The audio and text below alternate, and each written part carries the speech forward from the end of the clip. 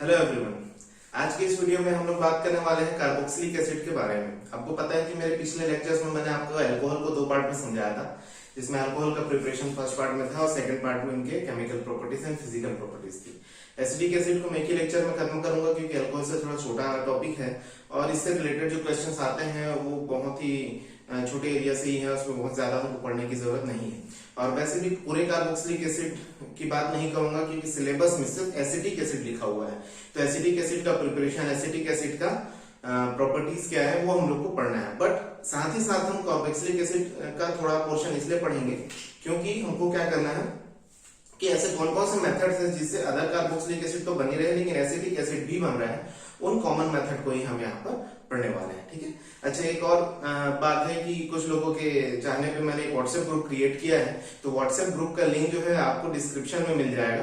तो आप डिस्क्रिप्शन देखिए, वहां से लिंक है, उस लिंक से आप एसीएफ के लिए व्हाट्सएप ग्रुप ज्वाइन कर सकते हैं, जहां पे आप अपने क्वेश्चंस पुट कर सकते हैं, डाउट पुट कर सकते हैं, जिनके आंसर्स आपको मिल जाएंगे। और साथ ही साथ जो लेक्चर होते हैं उनके जो नोट्स हैं मैं वहां पे आपको प्रोवाइड करता हूँ। ओके, तो अभी हम लोग शुरू करते हैं कार्बोक्सिलिक एसिड, है ना। तो कार्बोक्सिलिक एसिड जो है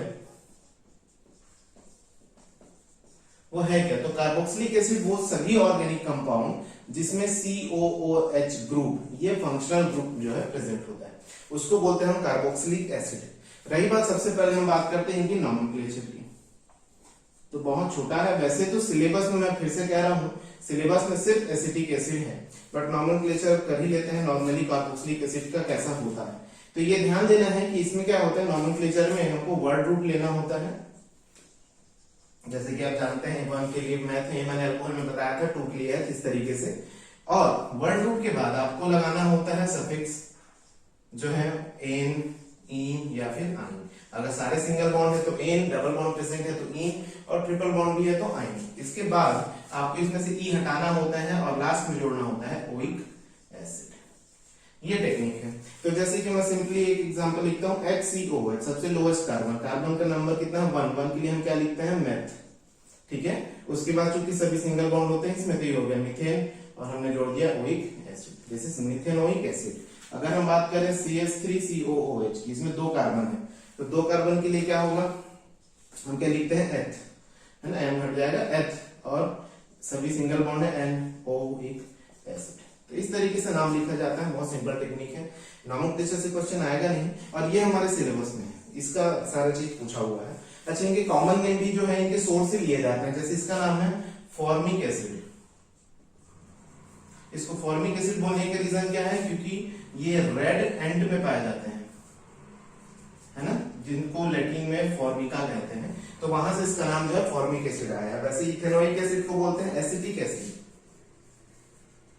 एसिटिक एसिड क्यों बोलते हैं, क्योंकि विनेगर से, विनेगर इसका सोर्स है, तो विनेगर का जो लैटिन नेम है वो है एसिटम, इससे इसका नाम पड़ा है एसिटिक एसिड। ऐसे ही होता है propionic acid, butyric acid, butyric क्योंकि बटर से मिला है। तो इस तरीके की जो नेमिंग है, ये कॉमन नेमिंग, ये अकॉर्डिंग टू सोर्स होता है, ये हर किसी के लिए नहीं बना हुआ है, बट जो मेनली मेन कंपाउंड्स होते हैं उनके ऐसे नाम भी होते हैं, इसलिए इनके नाम लिखे हैं फॉर्मिक एसिड, एसिटिक एसिड। ये तो बात होगी नॉमेनक्लेचर की। अभी मैं बात करता हूं आइसोमरिज्म। तो किस तरह के आइसोमर, जैसे कि अल्कोहल में मैंने बताया था कि अल्कोहल जो है चेन आइसोमर शो करता है, पोजीशन आइसोमर शो करता है। अब ये जो है पोजीशन आइसोमर शो नहीं करते हैं, इसके पीछे का कारण ये है क्योंकि COH जो है, हमेशा ध्यान में रखेंगे, जैसे मैं किसी एक और नेमिंग लिख रहा हूं यहाँ पे CH3, CH2, CH, COOH, CH2, CH3। अब आप देखेंगे ये लॉन्गेस्ट चेन दिख रहा है, नेमिंग की बात कर रहा हूं। अगर ये लॉन्गेस्ट चेन है तो नंबरिंग कहां से होनी चाहिए, या तो इधर से, यहां से, लेकिन ऐसा नहीं है। हम ध्यान देते हैं कार्बोक्सिलिक एसिड के केस में, क्योंकि प्रायोरिटी में सबसे ऊपर आता है, हमेशा नंबरिंग उसी कार्बन से शुरू होती है जो कार्बोक्सिलिक एसिड का कार्बन है ना, COH ग्रुप का कार्बन। तो इसको बोलते हैं कि जहां पर भी होगा COH, वहीं से नंबरिंग शुरू होगी और वहीं से लॉन्गेस्ट चेन काउंट होगा। तो 1 2 3 4 इस तरीके से। तो ये इसका साइड में निकल के, तो इसका नाम हो जाएगा 2 इथाइल, 4 के लिए हम क्या लिखेंगे, ब्यूटेन ओइक एसिड। तो इस तरीके से, तो मैं ये इसलिए बता रहा हूं कि आइसोमरिज्म में हम लोग पोजीशन आइसोमर कब देखते हैं, जब कोई फंक्शनल ग्रुप अपना पोजीशन बदले, लेकिन ये किसी भी पोजीशन पे जाएगा, ये हमेशा 1 पे ही रहेगा, इसलिए ये पोजीशन आइसोमर शो नहीं करता है। इससे क्वेश्चन बन सकता है, लेकिन ये शो क्या करता है, ये शो करता है चेन आइसोमर। तो चेन आइसोमर कैसे होगा, ऑब्वियसली देखिए CH3 CH2 CH2 COOH, इसको मैं ऐसे भी लिख सकता हूँ क्या, CH3 CH CH3 COOH। इसका नाम क्या होगा, 1 2 3 4 4 है, तो इसका नाम क्या होगा, ब्यूटेनोइक एसिड, है ना। इसका नाम क्या होगा, 1 2 3, 2 पे मिथाइल है तो ये हो जाएगा 2 मिथाइल प्रोपेनोइक एसिड। तो अब आप बताइए, दोनों ही केस में COH तो हमेशा फर्स्ट पे ही रहेगा, ये 4 कार्बन का है और ये 3 कार्बन का मेन चेन है, तो इसलिए ये दोनों एक दूसरे के क्या होंगे, चेन आइसोमर। मैंने आप लोगों को बताया था चेन आइसोमर वो होता है जहां पर जो है मेन चेन का जो नंबर है वो एक दूसरे से डिफरेंट होना चाहिए। तो यहाँ पर 4 कार्बन का चेन, यहाँ 3 कार्बन का चेन, तो दोनों एक दूसरे के क्या होंगे, चेन आइसोमर। इसी तरीके से ये दूसरा एक और शो करता है, that is functional group isomer, है ना। तो फंक्शनल ग्रुप आइसोमर क्या चीज है, तो इसके लिए बना के देखते हैं। जैसे कि मैं एक फॉर्मूला लिखता हूं, सपोज CH3 CH2, है ना, और मैं लिखता हूं CH2 COOH।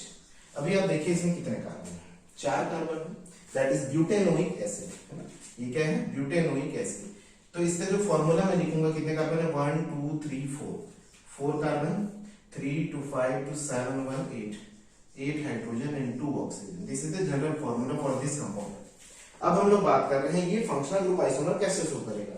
तो एक एसिड जो है वो किसमें कन्वर्ट हो सकता है, एस्टर में कन्वर्ट हो सकता है। यस, तो एस्टर जब बनाएगा तो ये कैसा बनाएगा, तो कोई एक CH3 आप उठा के इस तरफ रख दो, इसको आप ऐसा भी लिख सकते हो, ऐसा, है ना। तो इसका दूसरा क्या होगा, मतलब इसका अगर मैं सिंपलेस्ट आपको समझाना चाहूँ तो जैसे कि मैं बात कर रहा हूँ एसिटिक एसिड का, क्योंकि वही तो आपके एग्जाम में पूछा जा सकता है, दिस इज एसिटिक एसिड। तो इसका एस्टर कैसा होगा, तो आप CH3 यहाँ ले जाओ, H यहाँ ले आओ, तो this is HC double bond O, है ना, और ये हो जाएगा OCH3। अभी देखिए ये क्या बन गया, ये क्या बन गया, एस्टर। यस, तो ये हो गया एस्टर। अब उसी तरीके से अगर मैं इसको ऐसा लिखता हूँ C डबल बॉन्ड O, ये दैट इज H तो रहेगा ही, और यहाँ पर मैं CH3 को यहाँ ले आता हूँ, तो ये हो जाएगा CH2OH। तो ये क्या बन गया, दिस इज कॉल्ड कीटो या hydroxy carbonyl compounds, is hydroxy carbonyl, है ना। तो ये आप देखिए, मैंने एक एसिटिक एसिड से 3 इनके आइसोमर बना दिए, एक है इसमें से एसिड, एक है इसमें से एस्टर और एक है हाइड्रोक्सी कार्बोनिल। तो इस तरीके से जो चीजें हैं वो काम करती है। तो ये 3 तो बन गए एसिटिक एसिड के, वैसे इसके आप बनाना चाहेंगे तो 4 बनेंगे। तो आप इनके जो है खुद से बना के देखिए ये किस तरीके से इसके आइसोमर बनेंगे, ठीक है। आगे हम लोग देखते हैं, फिर ये हो गया नोमेनक्लेचर और आइसोमर्स। अब हम बात करेंगे कार्बोक्सिलिक एसिड का प्रिपरेशन। तो फिर अब हम लोग बात करते हैं प्रिपरेशन मेथड्स की। कार्बोक्सिलिक एसिड का प्रिपरेशन हमको करना है। आप लोगों को अल्कोहल की प्रिपरेशन में मैंने एक चीज बताई थी, याद होगा कि ऑर्गेनिक कंपाउंड्स हमारे पास alkane, alkene, alkyne, alkyl halide, alcohol, aldehyde, ketone और क्या है, कार्बोक्सिलिक एसिड है। तो आपको मैंने एक ऑर्डर बताया था ऑक्सीडेशन नंबर का, जिसमें मैंने समझाने की कोशिश की थी कि सीरीज में अगर हम इधर से इधर जाते हैं तो हमको ऑक्सीडेशन कराने की जरूरत पड़ेगी, क्योंकि ऑक्सीडेशन नंबर इंक्रीज होता जा रहा है, और उधर से इधर आते हैं तो रिडक्शन कराने की जरूरत पड़ती है।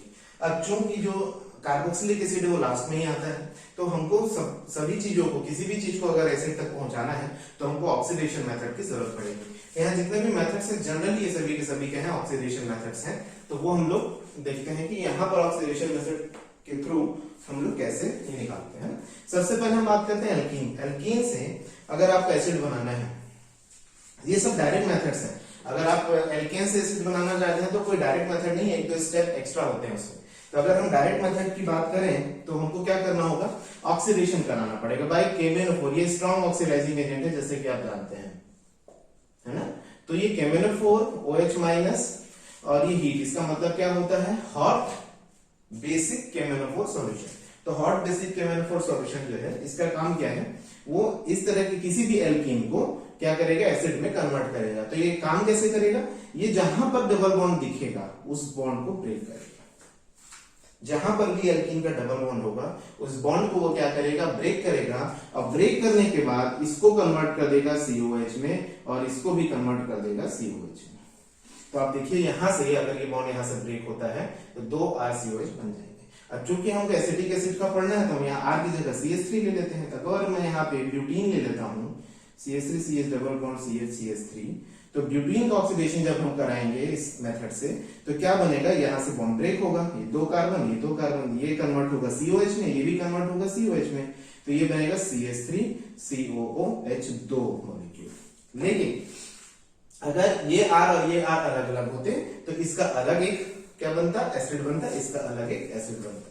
हम लोग एसिटिक एसिड का पढ़ना है इसलिए जनरल मेथड के थ्रू मैंने बता दिया। एल्काइन में भी सेम मेथड है, सेम तरीके से ऑक्सीडेशन होगा, ऑक्सीडाइजिंग एजेंट भी यही होगा। इसमें भी बॉन्ड जहां पे ट्रिपल बॉन्ड है वहां से बॉन्ड ब्रेक हो जाएगा और आप उसको बना देंगे एसिड, कार्बोक्सिलिक एसिड। सिंपल है दोनों बहुत। उसके बाद बात करते हैं जेम ट्राइहेलाइड्स। चांसेस कम है इसके पूछने के, तो जेम ट्राइहेलाइड्स के जब हम हाइड्रोलिसिस कराते हैं, ट्राइहेलाइड्स क्या होते हैं, जैसे RCH3, इसका हम लोग क्या कराते हैं हाइड्रोलिसिस, तो C में 3 X होते हैं।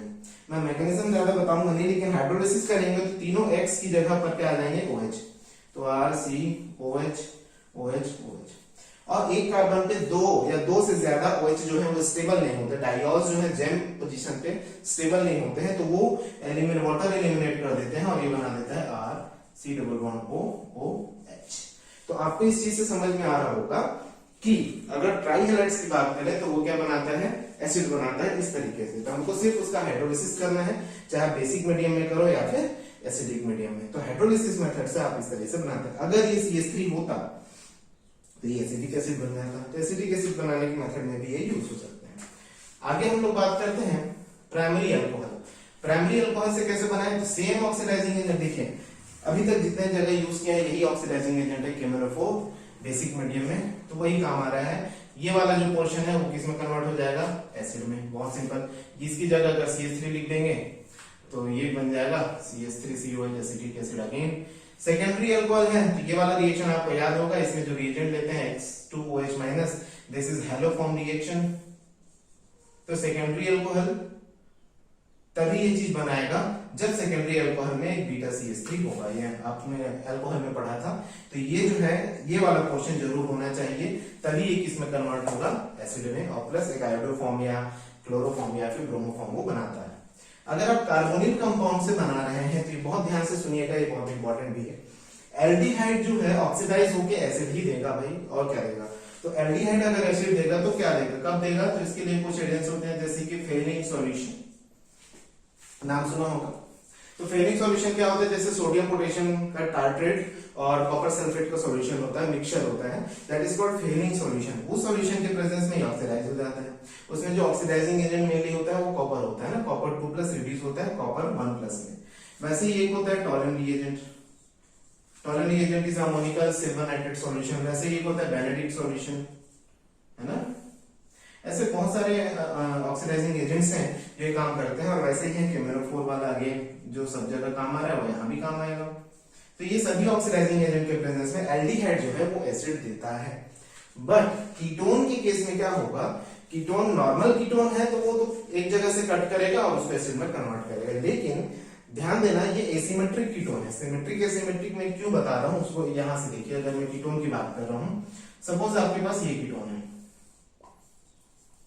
अब क्या है, अगर आपको बॉन्ड ब्रेक करना है तो या तो ये बॉन्ड ब्रेक होगा या तो ये, और दोनों क्या है एक जैसे हैं, तो कहीं से भी बॉन्ड ब्रेक करेंगे। सपोज यहां से ब्रेक करेंगे तो ये वाला पोर्शन बनेगा HCOOH प्लस ये वाला पोर्शन 2 कार्बन है तो ये बनेगा CH3COOH। तो बहुत सिंपल है क्योंकि ये सिमेट्रिक कीटोन था। बट एसिमेट्रिक कीटोन में देखिए यहाँ 1 कार्बन है और यहाँ आप देखिए 3 कार्बन है। तो अब सोचना ये है कि बॉन्ड यहां से ब्रेक होगा कि यहां से ब्रेक होगा, क्योंकि अगर यहां से ब्रेक होगा तो प्रोडक्ट डिफरेंट होगा और यहां से ब्रेक होगा तो प्रोडक्ट डिफरेंट होगा। This is called Popoff's rule, है ना।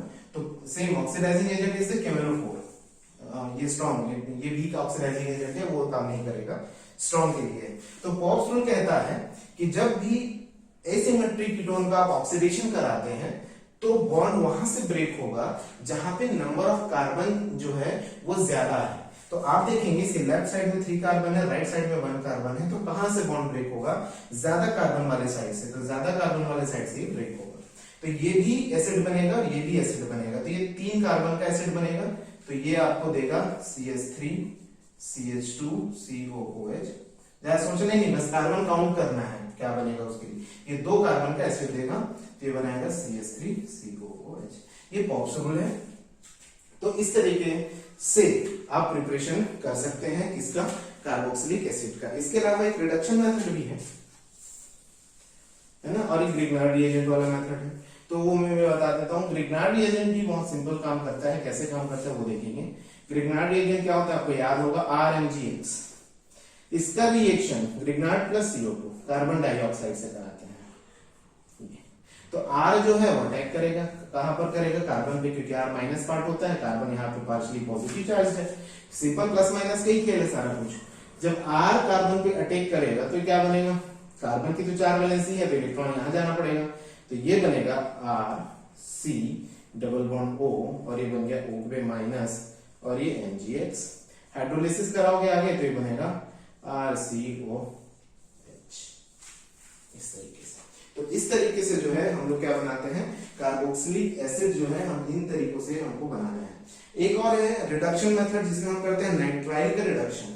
तो नाइट्राइल का रिडक्शन करना है या उसको आप बोल सकते हैं कि हाइड्रोलिसिस करना है। अच्छा, ये तो क्वेश्चन में भी पूछा गया है तो ये इंपॉर्टेंट भी है। तो नेक्स्ट जो है वो है हाइड्रोलिसिस ऑफ नाइट्राइल्स। नाइट्राइल जिसको साइनाइड भी बोलते हैं। तो नाइट्राइल का हाइड्रोलिसिस जब आप करेंगे RC triple bond N, hydrolysis means H2H+। जब हाइड्रोलिसिस कराते हैं इसका तो क्या होगा, सबसे पहले यहां से बॉन्ड ब्रेक होगा तो ये बनेगा RC डबल बॉन्ड O और ये NH2। अब आप सोच रहे होंगे यहाँ दो क्या गया, तो यहाँ जब बॉन्ड ब्रेक होता है यहाँ ऑक्सीजन आ जाएगा और यहाँ पे 2 हाइड्रोजन आ जाएगा। इसके बाद इसका और हाइड्रोलिसिस आगे जब होता है तो ये कन्वर्ट हो जाएगा किसमें, RC डबल बॉन्ड OH। ठीक है, तो इस तरीके से हमको क्या करना है, कार्बोक्सिलिक एसिड का प्रिपरेशन करना है। तो ये सारी चीजें देख लीजिए, इनमें से ही क्वेश्चन पूछे गए CF में, इनमें से ही कोई एक क्वेश्चन उठा देगा, आपको चेंज कर सकता है, लेकिन मोस्ट प्रोबेबली एसिटिक एसिड से ही पूछेगा तो एसिटिक एसिड ही बनाएगा। तो यहाँ R जो है मान के चलिए क्या होगा, ये CH3CN हो जाएगा, इथेन नाइट्राइल। तो यहाँ से क्या बनेगा, ये CH3COH। बस ध्यान रखना सभी में रिएजेंट कहाँ पे क्या यूज हो रहे हैं। तो ऐसे 8 मेथड जो मैंने आपको बताया है ये है कार्बोक्सिलिक एसिड के प्रिपरेशन मेथड्स। अब हम बात करेंगे कार्बोक्सिलिक एसिड के फिजिकल एंड केमिकल प्रॉपर्टीज के बारे में। तो अब हम लोग बात करते हैं प्रॉपर्टीज की। तो सबसे पहले देखते हैं physical properties of carboxylic acid. Physical properties, colour, order, solubility, boiling point, structure, ये सब देखते हैं। केमिकल प्रॉपर्टीज में हम क्या देखते हैं, रिएक्शंस के बारे में। तो पहले देखते हैं कलर। तो ये सारे जितने कार्बोक्सिलिक एसिड होते हैं जनरली वो क्या होते हैं, कलरलेस होते हैं, है ना, उनमें कोई कलर नहीं होता। ऑर्डर की बात करते हैं। ऑर्डर मतलब स्मेल की कैसा वो है ना, तो 1 से लेकर 3 कार्बन नंबर, जैसे कि हम बात करें मीथेन, इथेन, प्रोपेन, इनका जो स्मेल होता है, sorry methanoic acid, ethanoic acid and propanoic acid, ये शार्प पंजेंट स्मेल होता है। आपने विनेगर तो देखा ही होगा, घर में लोग रखते भी हैं चीजें बनाने के लिए कुकिंग में, तो विनेगर का स्मेल आपने देखा मतलब फील किया होगा। तो विनेगर जो है उनका जो स्मेल है दैट इज पंजेंट स्मेल, है ना। तो ऐसा ही 1 से लेकर 3 तक, 4 से लेकर 9, 4 तो आपको पता है ये ब्यूटारिक एसिड बटर के थ्रू है, तो इसका जो स्मेल होता है वो कैसा होता है, ऑर्डर जो होता है वो रैंसिड बटर की तरह होता है। C10 से लेकर CN जो लॉन्गर जितने भी और नंबर ऑफ कार्बन वाले हैं वो ऑर्डरलेस होते हैं, दे आर जनरली सॉलिड, है ना। उसके बाद बात करते हैं सॉल्युबिलिटी की।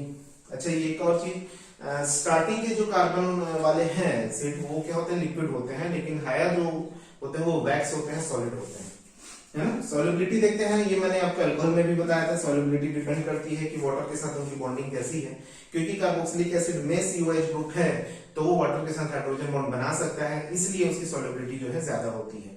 और साथ ही साथ जब सॉल्युबिलिटी वाटर के साथ इसकी अच्छी आ रही है तो जैसे जैसे carbon number of carbon increase होते हैं तो हाइड्रोफोबिक पार्ट इंक्रीज हो रहा है, इसकी वजह से सॉल्युबिलिटी क्या होती है, डिक्रीज होती है।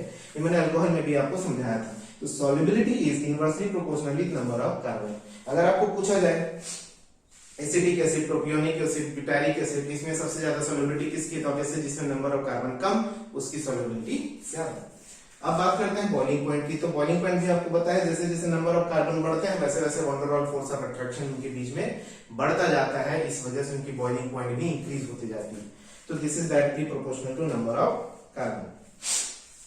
अभी बात कर रहे हैं boiling point of acid is greater than boiling point of alcohol having same molecular masses. ये क्यों होता है? तो अल्कोहल और एसिड के केस में एक चीज इंपॉर्टेंट है कि जो एसिड होते हैं दे फॉर्म्स डाइमर। ये क्या बनाते हैं? डाइमर बनाते हैं। डाइमर कैसे बनाते हैं? ये देखिए, ये एसिड का स्ट्रक्चर है इस तरीके से। मान लो एक दूसरा एसिड है मेरे पास, है ना, एक दूसरा एसिड है ऐसा ही RCO। लिखने का तरीका है बस, आप कैसे भी लिख सकते हैं। और ये डबल बॉन्ड O, है ना, अलग अलग इसलिए उसके अलग अलग एसिड का पता चले किसका H है किसका क्या है। तो यहां पर ये दोनों के बीच में आप देखेंगे, ये कार्बोक्सिलिक एसिड और ये कार्बोक्सिलिक एसिड आपस में, इनके बीच में एक टाइप का इंटरेक्शन होगा और इनके बीच में इंटरेक्शन होगा। This is called intermolecular hydrogen bonding, H bond या H बॉन्डिंग। तो दिस इज कॉल्ड डाइमर। तो एसिड जो होते हैं वो डाइमर फॉर्मेशन करते हैं, लोअर एसिड जो होते हैं, हायर वाले नहीं। तो लोअर नंबर ऑफ कार्बन के जितने भी एसिड हैं वो क्या करते हैं? डाइमर फॉर्म करते हैं। किस फेज में? या तो वेपर फेज में या फिर एक्वस सॉल्यूशन फेज में, है ना। लेकिन अगर आप बात करेंगे कि लिक्विड फेज में क्या होगा, तो लिक्विड फेज में ये पॉलीमर के फॉर्म में होते हैं, न कि डाइमर के फॉर्म में, है ना। तो ध्यान रखेंगे, वेपर फेज और एक्वस सॉल्यूशन के फेज में ये क्या होता है? इंटरमोलिक्यूलर हाइड्रोजन बॉन्डिंग करके डाइमर का फॉर्मेशन करते हैं। इसलिए इनका बॉइलिंग पॉइंट सेम मास के अल्कोहल से क्या होता है? ज्यादा होता है। कि वो हाइड्रोजन बॉन्डिंग तो वो भी करते हैं बट वो डाइमर नहीं बनाते, और ये क्या बनाते हैं? डाइमर बना लेते हैं। ठीक है, इसे क्वेश्चन भी आया है तो अच्छे से पढ़ना। स्ट्रक्चर कार्बोक्सिलिक एसिड का जो स्ट्रक्चर क्या है? सभी ध्यान रहे, RC double bond OH। This is the structure of carboxylic acid. Lone pair की बात करें तो इनके पास लोन पेयर से ऑक्सीजन के पास, आपको तो पता ही है, ऑक्सीजन के पास 8 इलेक्ट्रॉन होते ही हैं। तो बैलेंसर में करना होता है, इनके पास 6 यहाँ है और यहाँ पर 4 और इस तरीके से 4 इलेक्ट्रॉन। तो आई थिंक कुछ मिस्टेक किया मैंने, ये हो गया। ये स्ट्रक्चर हो गया। बट अगर हम इस कार्बोक्सिलिक एसिड का एक रेजोनेटिंग स्ट्रक्चर देखना चाहते हैं तो कैसा होगा? RC double bond OH। अगर ये लोन पेयर यहां रेजोनेट करता है तो ये इलेक्ट्रॉन यहां रेजोनेट करेगा, तो ये क्या बनेगा? RCO पे क्या आएगा? माइनस चार्ज, और यहाँ डबल बॉन्ड हो जाएगा और O पे आ जाएगा प्लस चार्ज। ये है कार्बोक्सिलिक एसिड का रेजोनेटिंग स्ट्रक्चर। वहीं पे अगर मैं बात करूं कार्बोक्सिलेट आयन, आयन क्या होता है? RC डबल बॉन्ड O और O माइनस। इसमें पहले से माइनस है क्योंकि H यहाँ निकल चुका है। तो कार्बोक्सिलेट आयन का जो होगा वो कैसा होगा? माइनस यहाँ आएगा तो यहाँ चला जाएगा, तो ये बनेगा RCO पे माइनस होगा और ये वाला डबल बॉन्ड होगा।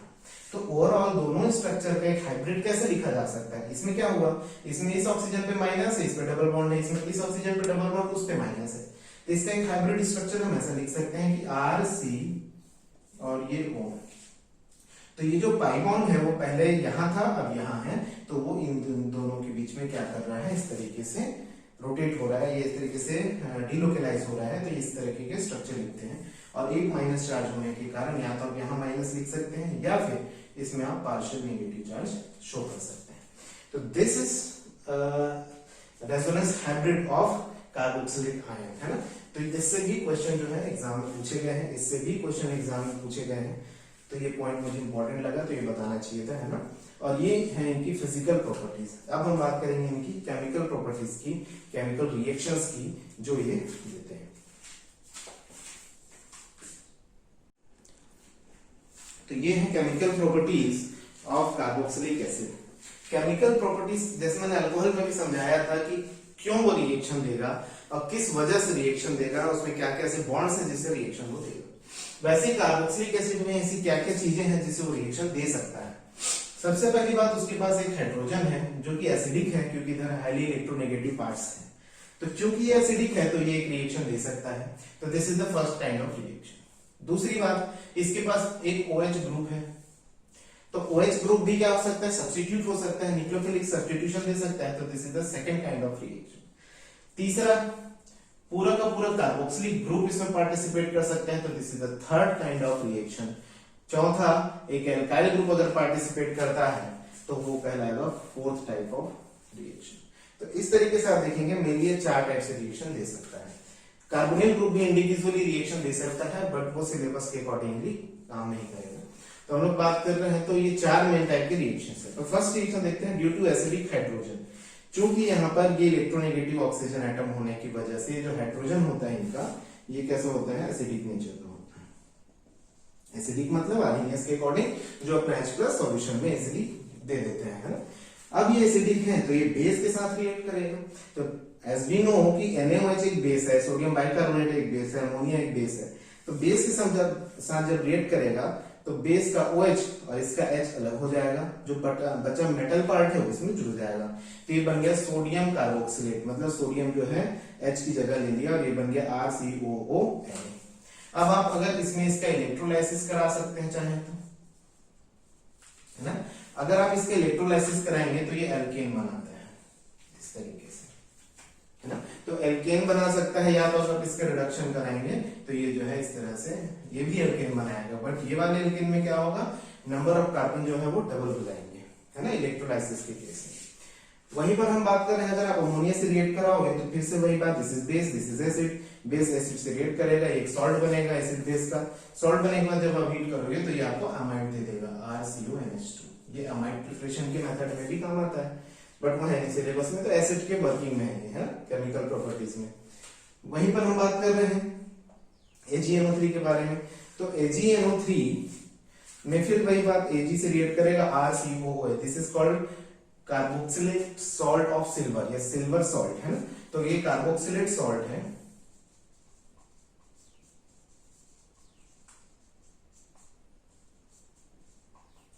तो ये कार्बोक्सिलेट सॉल्ट जो है सिल्वर का, अगर इसका हम हैलोजन से रिएक्शन कराते हैं तो ये CO2 यहां से बाहर निकल जाता है और ये बन जाता है RX plus AgX plus CO2, मतलब एक कार्बन कम। तो ये एक कम कार्बन वाला हैलाइड बनता है, and this is called Borodin-Hunsdiecker reaction. आपने शायद नाम सुना होगा जो केमिस्ट्री वाले हैं। तो ये एक इंपॉर्टेंट केमिकल रिएक्शन है, इससे क्वेश्चन पूछे जाने की संभावना है, बिल्कुल है। इसके बाद बात करते हैं, ये हो गई एसिडिक हाइड्रोजन की वजह से। अब सेकंड बात कर रहे हैं OH ग्रुप की वजह से ये कैसा केमिकल रिएक्शन देगा। तो OH ग्रुप अगर पूरा का पूरा रिप्लेस किया जा सकता है तो this is called nucleophilic substitution, जिसके बारे में हमने अल्कोहल में भी पढ़ा था। तो न्यूक्लियोफिलिक सब्स्टिट्यूशन देखो, SOCl2 PCl5 PCl3 इनके साथ जब आप कराएंगे OH की जगह क्या आ जाएगा, Cl, तो ये बनेगा RCOCl। This is known as acid chloride. ये सभी कार्बोक्सिलिक एसिड के डेरिवेटिव्स कहलाते हैं, क्योंकि बन रहे हैं कार्बोक्सिलिक एसिड से ही, और ये भी इंपॉर्टेंट कंपाउंड्स हैं जो अगले चैप्टर्स में आते हैं। अभी ये बात कर रहे हैं अल्कोहल से अगर रिएक्ट करेगा तो क्या होगा। अल्कोहल वाला रिएक्शन हम लोग अल्कोहल चैप्टर में भी देख चुके हैं कि अल्कोहल और एसिड जब रिएक्ट करते हैं तो क्या बनता है, एस्टर बनता है, RCOOR, जिसमें इसका OH पार्ट भाग लेगा और इसका H बाहर निकलेगा। OH की जगह क्या आ जाएगा, OR, तो ये बन गया OR डैश हो जाएगा। ये पार्ट नया है इसमें ये पार्ट नया है। तो this is ester, this is also carboxylic acid derivatives. अगर आप एसिड का रिएक्शन एसिड के साथ कराएंगे तो एक H2O मॉलिक्यूल बाहर निकलेगा, यहां से H और यहां से OH, and this is known as anhydride. क्यों एनहाइड्राइड बोलते हैं इसको, क्योंकि यहां पर आप देख रहे होंगे कि यहां एक H2O मॉलिक्यूल बाहर निकला है एसिड से, एसिड और एसिड के रिएक्शन से H2O निकला है, इसको बोलते हैं एसिड एनहाइड्राइड्स। ओके, RNH2 से अगर आप रिएक्ट करेंगे तो ये अमाइड बनाएगा, RCONHR। यहां पर भी अमाइड बना था, आप देख रहे हैं, this is 1 degree amide and this is 2 degree amide. तो this is the chemical reaction due to acidic hydrogen and due to OH। इसी तरीके से थर्ड में अब हम देखने वाले हैं chemical reaction due to whole carboxylic group and chemical reaction due to alkyl group. तो केमिकल रिएक्शन का ही थर्ड जो रिएक्शन है वो क्या है, COH group, reaction due to COH group. अभी हमने देखा H की वजह से, फिर हमने देखा OH की वजह से, अब हम लोग बात कर रहे हैं पूरे के पूरे कार्बोक्सिलिक ग्रुप की वजह से क्या रिएक्शन हो सकते हैं। तो ये पूरा पार्टिसिपेट करेगा इसमें। तो दिस इज रिडक्शन एक्चुअली। अगर आप एसिड का रिडक्शन करेंगे तो क्या बनता है, अल्कोहल बनता है ना।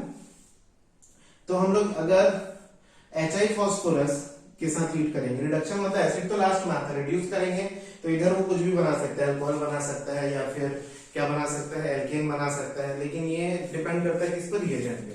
अगर आप HI फॉस्फोरस और के साथ हीट करेंगे या H2NI के साथ हीट करेंगे तो इनके प्रेजेंस में ये जो है एल्केन में कन्वर्ट हो जाता है, R तो रहेगा ही और ये बनाएगा CH3, तो दिस फॉर्म्स एल्केन। ठीक है, दिस इज द रिडक्शन।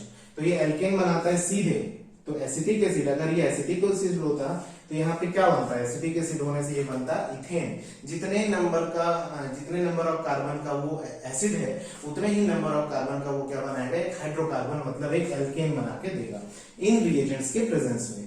वहीं पर अगर आप LiLH4 या ये रिएजेंट दोनों में से कोई एक यूज करते हैं, LiLH4 को तो मैंने बताया था कॉन्ट्रैक्टर ऑफ अल्कोहल बोलते हैं, ये इसके अल्कोहल में कन्वर्ट करेगा तो ये बन जाएगा RCH2OH, मतलब इस पोर्शन का उसने क्या कर दिया, रिडक्शन कर दिया, यहाँ H2 आ गया और OH एज इट इज है। वैसे ही अगर आप इस तरीके से हाइड्रोसाइड इसको है ना N3H के थ्रू अगर आप ये रिएक्शन इसमें कराएंगे तो ये जो है बनाता क्या है, एमीन का फॉर्मेशन करता है। ठीक है, तो इस तरीके से आपको एमीन मिल रहा है और यहाँ पर आपको अल्कोहल मिल रहा है और यहाँ पर आपको क्या मिल रहा है, एल्केन मिल रहा है। तो ये है ड्यू टू कार्बोक्सिलिक ग्रुप के रिएक्शन। इसके बाद हम लोग देख रहे हैं ड्यू टू एल्काइल ग्रुप। तो एल्काइल ग्रुप का जो रिएक्शन होगा वो कैसा होगा, तो एक ही रिएक्शन है एल्काइल ग्रुप का, आपको पता होगा हेल्महोल्ट्ज-ज़ेलेंस्की रिएक्शन के बारे में, HVZ रिएक्शन बोलते हैं इसको, है ना। तो हेल्महोल्ट्ज-ज़ेलेंस्की रिएक्शन है क्या, तो इसमें क्या है, ऐसे कार्बोक्सिलिक एसिड जिनमें अल्फा पोजीशन पे कम से कम एक अल्फा हाइड्रोजन प्रेजेंट हो या उस कार्बन पे एक हाइड्रोजन प्रेजेंट हो, दिस इज द अल्फा। ये कार्बोक्सिलिक ग्रुप है, इसके बगल वाला कार्बन क्या होता है, अल्फा, उस पे एक हाइड्रोजन होना चाहिए, जैसे कि एसिटिक एसिड में भी होते हैं, फॉर्मिक में नहीं होता। ये अल्फा है। अगर वहां हाइड्रोजन है तो Br2 फॉस्फोरस और H2O के प्रेजेंस में वहां पर OH जो है वो आके जुड़ जाता है। तो ये इस तरीके, मैं पूरा मैकेनिज्म नहीं बता रहा हूँ, जरूरत भी नहीं है, आप ये ध्यान रखेंगे, इससे क्वेश्चन बनने के चांसेस पूरे हैं क्योंकि बहुत इंपॉर्टेंट रिएक्शन भी है। HVZ रिएक्शन बोलते हैं इसको। तो अल्फा कार्बन पर एक हाइड्रोजन रिप्लेस होके वहां पर क्या आ जाता है, OH आ जाता है। अगर आप एसिडिक एसिड का सेम रिएक्शन कराएंगे तो ये बनाएगा CH2OH और COOH, इस तरीके से। तो ये है पूरे के पूरे chemical reactions of carboxylic acid.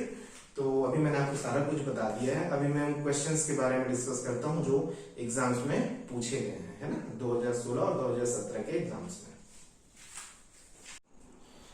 Okay then, तो अब बारी है क्वेश्चन आंसर की। 3 क्वेश्चंस मैं लिखा हूं जो 2016 या 17 के ACF के एग्जाम में पूछे जा चुके हैं, तो इन क्वेश्चंस को आप एक बार देखिए। एक क्वेश्चन 2016 में जो आया था वो था विच गिव्स एसिटिक एसिड। अच्छा, मैं तीनों में कॉमन चीज मैं आपको बता रहा हूं जो आप जानते भी हैं। एसिटिक एसिड का क्वेश्चन ये है, carboxylate ion, this is also related to acetic acid, और यहां पर भी एसिटिक एसिड। चूंकि सिलेबस में एसिटिक एसिड है तो मैं बार बार कह रहा हूं एसिटिक एसिड से रिलेटेड क्वेश्चन ही आपको पूछेगा, और मैंने जितना पढ़ाया है वो सब एसिटिक एसिड से रिलेटेड है। ठीक है, तो और अननेसेसरी चीजें आपको पढ़ने की जरूरत नहीं है, पूरा नॉमेनक्लेचर पढ़ने की जरूरत नहीं है, क्योंकि एसिटिक एसिड का नाम क्या है बस याद रखिए, इथेनोइक एसिड, बस और कुछ नहीं है। तो एसिटिक एसिड कब देगा, हाइड्रोलिसिस करने पे। तो इन क्वेश्चंस में आपको फाइंड करना है। तो पहली बात ये सभी जो है एसिटिक एसिड बनाते हैं। अल्कोहल से हमने एसिड बनाया है, कीटोन से हमने बनाया है, एल्डिहाइड से बनाया है और नाइट्राइल से भी बनाया है ना। ऑप्शन को चूज करने का तरीका देखिए, वैसे कभी अभी हमने इसको पढ़ा है तो बहुत इजीली बन भी जाएगा।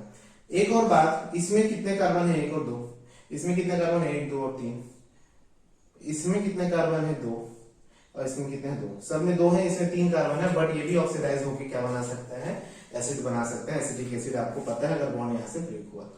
अल्कोहल एसिटिक एसिड देगा, कब दे सकता है, जब इसका ऑक्सीडेशन कराया जाए, हमने पढ़ा था इसके बारे में। तो यहाँ ऑक्सीडेशन नहीं, हाइड्रोलिसिस लिखा है, this is not the correct answer. ये भी पोप्स रूल या ऑक्सीडेशन केमेनोफोर से कराते हैं, तब ये क्या करेगा, एसिड देगा, बट यहाँ पर भी पॉसिबल नहीं है हाइड्रोलिसिस के थ्रू, तो this is not the correct answer. Aldehyde भी ऑक्सीडेशन करके ही देता है, तो ये भी पॉसिबल नहीं। बट नाइट्राइल जो है वो हाइड्रोलिसिस, मैंने बताया था इनका जब हाइड्रोलिसिस होता है तो ये एसिड देते हैं। तो this is the correct answer for this question. ठीक, 2017 में जो क्वेश्चन था, the most suitable structure of carboxylate ion, या स्टेबल स्ट्रक्चर करके भी क्वेश्चन आ सकता है, या सुटेबल स्ट्रक्चर, है ना। तो ये देखिए रेजोनेटिंग स्ट्रक्चर, रेजोनेंट हाइब्रिड बना हुआ है, मैंने आपको बताया था से नहीं बताने की भी जरूरत है। कार्बोक्सिलेट आयन भाई RCOO, दो ऑक्सीजन है, ऑक्सीजन में नेगेटिव चार्ज ही जो है वो क्या है, सुटेबल भी होगा, स्टेबल भी होगा। तो यहाँ तो एक पॉजिटिव दे दिया तो ऐसे ही गलत हो गया, यहाँ दोनों नेगेटिव हैं, यहाँ दोनों पॉजिटिव हैं तो गलत हो गया, यहाँ भी एक पॉजिटिव है, तो ये सभी ऑप्शन तो क्रॉस कर दो, this is the correct answer. और ये स्ट्रक्चर मैंने आपको भी समझाया भी था। ठीक, अभी बात कर रहे हैं 2017 में एक और क्वेश्चन है, acetic acid exist as dimer due to, dimer क्यों बनाते हैं, बताया था कि lower number of carboxylic acid है वो डाइमर फॉर्म करते हैं due to intermolecular hydrogen bonding, correct, vapour phase में और एक्वस फेज में। तो अगर वो ऐसा करते हैं तो this is the correct answer, hydrogen bond, इसकी वजह से वो डाइमर बनाते हैं, ना कि कंडेंसेशन, कार्बोनिल ग्रुप में का प्रेजेंस या फिर अल्फा हाइड्रोजन, किसकी वजह से, ड्यू टू हाइड्रोजन बॉन्डिंग, वो भी इंटरमोलिकुलर हाइड्रोजन बॉन्डिंग। तो दिस इज इट, इस तरीके से ये क्वेश्चंस आए हुए हैं, आगे क्या क्वेश्चंस आ सकते हैं ये तो हमको पढ़ने हैं, समझने हैं, बट जितना मैंने पढ़ाया उसी से ही ये क्वेश्चन आएगा। ठीक है, तो ये एसिटिक एसिड का पूरा पोर्शन है। अब इस तरीके से मैंने ऑर्गेनिक का सारा पोर्शन क्लियर कर दिया है, और सारे लेक्चर्स में मेरे ये 9th लेक्चर है, सभी लेक्चर्स मिला के मैंने अभी तक लगभग 70% कोर्स जो है आपका कंप्लीट कर दिया है। तो आप ये लेक्चर्स देख के आई होप कि आपकी प्रिपरेशन अच्छी जा रही होगी। हाँ, और एक और बात करना चाहूंगा, आप व्हाट्सएप ग्रुप जरूर ज्वाइन कीजिए, जहां पर आपको नोट्स भी अवेलेबल हो जाएंगे, ताकि आपको इनके और कोई दिक्कत ना आए, और अपने डाउट भी वहां पर आप मुझसे क्लियर कर सकते हैं। Thank you.